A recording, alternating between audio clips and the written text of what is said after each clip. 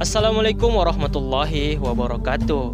Kami mahasiswa Universitas Muhammadiyah Makassar, Program Studi Pendidikan Matematika, Fakultas Keguruan dan Ilmu Pendidikan akan mempresentasikan mengenai menggali sumber sosiologis dan politis tentang Pancasila sebagai dasar nilai pengembangan ilmu di Indonesia dengan dosen pengampu Ibu Musdalifah Syahrir, SPD, MPD.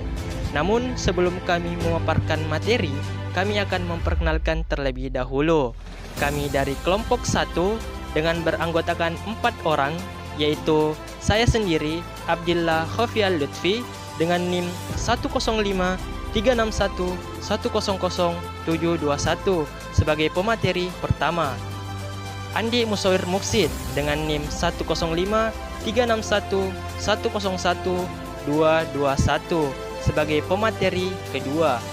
Andi Fikran Nur Kahfi dengan NIM 1053611002821 sebagai pemateri ketiga, dan Aisyah Masitawati dengan NIM 1053611000621 sebagai pemateri keempat. Baiklah, langsung saja kita masuk pada materi. Baik, bismillahirrahmanirrahim. Saya Abdillah Khofial Lutfi akan mempresentasikan mengenai sumber sosiologis Pancasila sebagai dasar nilai pengembangan ilmu di Indonesia. Sumber sosiologis Pancasila sebagai dasar nilai pengembangan IPTEK dapat ditemukan pada sikap masyarakat yang sangat memperhatikan dimensi ketuhanan dan kemanusiaan. Sehingga manakala IPTEK tidak sejalan dengan nilai ketuhanan dan kemanusiaan, biasanya terjadi penolakan di dalam masyarakat terhadap IPTEK. Contohnya, penolakan masyarakat atas rencana pembangunan pusat pembangkit listrik tenaga nuklir di Semenanjung, Muria. Penolakan ini didasarkan pada kekhawatiran masyarakat atas kemungkinan kebocoran PLTN seperti yang telah terjadi sebelumnya di Chernobyl, Rusia beberapa tahun yang lalu. Jadi, di sini dilihat bahwa masyarakat masih sangat peka terhadap isu-isu ketuhanan dan kemanusiaan di balik pengembangan IPTEK. Isu ketuhanan dikaitkan dengan dikesampingkannya martabat manusia sebagai hamba Tuhan yang Maha Esa. Artinya, pembangunan fasilitas teknologi acap kali tidak melibatkan peran serta masyarakat sekitar yang memiliki martabat manusia sebagai hamba Tuhan yang Maha Esa dalam pengembangan IPTEK. Padahal, apabila terjadi dampak negatif seperti kerusakan fasilitas teknologi, maka masyarakat langsung yang akan terkena dampaknya. Kemudian mengenai isu kemanusiaan, dikaitkan dengan kenyamanan rakyat.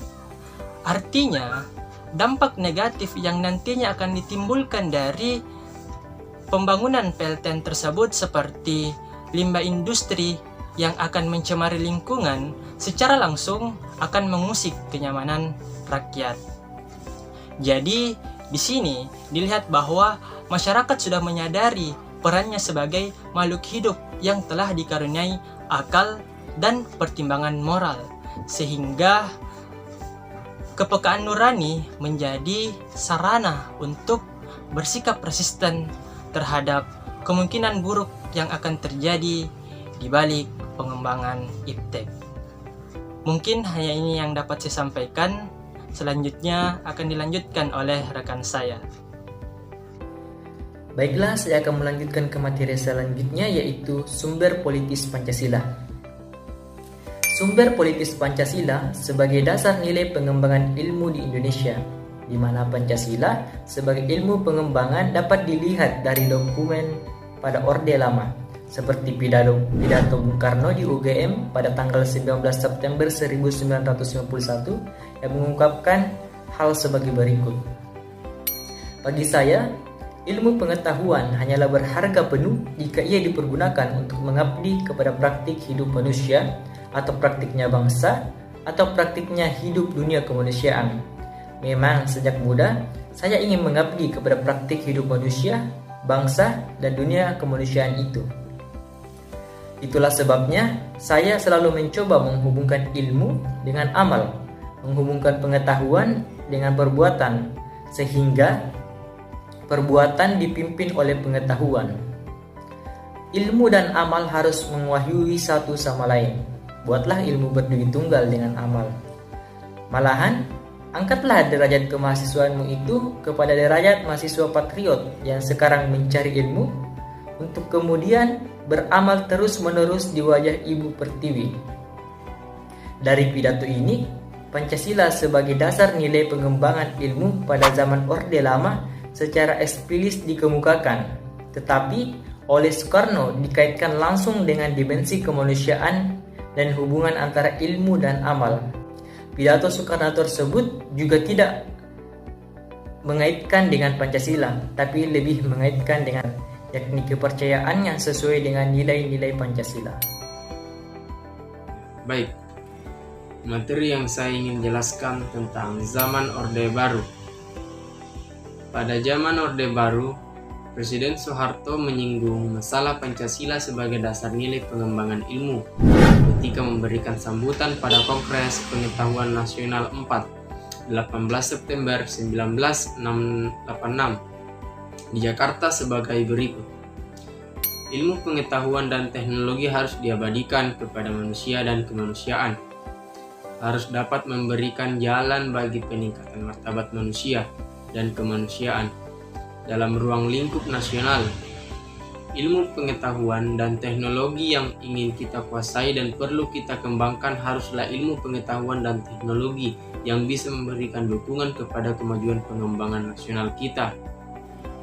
Betapapun besarnya kemampuan ilmiah dan teknologi kita, dan betapapun suatu karya ilmiah kita mendapat tempat terhormat pada tingkat dunia, tetapi apabila kemampuan ilmu, pengetahuan, dan teknologi itu tidak dapat membantu memecahkan masalah pembangunan kita, maka jelas hal itu merupakan kepincangan bahwa suatu kekurangan dan penyelenggaraan ilmu pengetahuan dan teknologi. Demikian pula halnya dengan zaman Orde Baru. Meskipun Pancasila diterapkan sebagai satu-satunya asas organisasi politik dan kemasyarakatan, tetapi penegasan tentang Pancasila sebagai dasar negara pengembangan ilmu di Indonesia belum diungkap secara tegas. Penekanannya hanya pada iptek harus diabdikan kepada manusia dan kemanusiaan sehingga dapat memberikan jalan bagi peningkatan martabat manusia dan kemanusiaan. Mungkin hanya itu materi yang saya dapat sampaikan. Pada era reformasi, Presiden Susilo Bambang Yudhoyono dalam sambutan acara silaturahim dengan Akademi Ilmu Pengetahuan Indonesia atau AIP dan Masyarakat Ilmiah pada 20 Januari 2010 di Serpong menegaskan, setiap negara mempunyai sistem inovasi nasional dengan corak yang berbeda dan khas yang sesuai dengan kebutuhan dan kondisinya masing-masing. Saya berpendapat, di Indonesia, kita juga harus mengembangkan sistem inovasi nasional yang didasarkan pada suatu kemitraan antara pemerintah, komunitas ilmuwan, dan swasta, dan dengan berkolaborasi dengan dunia internasional. Karena itu, berkaitan dengan pandangan ini, dalam waktu dekat saya akan membentuk Komite Inovasi Nasional yang langsung bertanggung jawab kepada Presiden untuk memastikan bahwa sistem inovasi nasional dapat berkembang dan berjalan dengan baik. Semua ini penting jikalau kita sungguh ingin Indonesia menjadi Knowledge Society. Strategi yang kita tempuh untuk menjadi negara maju, development country, adalah dengan memadukan pendekatan sumber daya alam, iptek, dan budaya, atau Knowledge Basic, Record Basic, and Culture Basic Development. Kemudian, Bapak Habibie dalam pidato 1 Juni 2011 menegaskan bahwa penyebaran Pancasila sebagai dasar nilai dalam berbagai kebijakan penyelenggaraan negara merupakan suatu upaya untuk mengaktualisasikan Pancasila dalam kehidupan. Berdasarkan pemaparan isi pidato para penyelenggara negara tersebut, maka dapat disimpulkan bahwa sumber politis dari Pancasila sebagai dasar nilai pengembangan iptek lebih bersifat apologis karena hanya memberikan dorongan kepada kaum intelektual untuk menyebarkan nilai-nilai Pancasila lebih lanjut. Mungkin hanya ini yang dapat kami sampaikan. Mohon maaf apabila ada kesalahan dan kekurangan. Billahi fi sabilil haq. Fastabiqul khairat. Wassalamualaikum warahmatullahi wabarakatuh.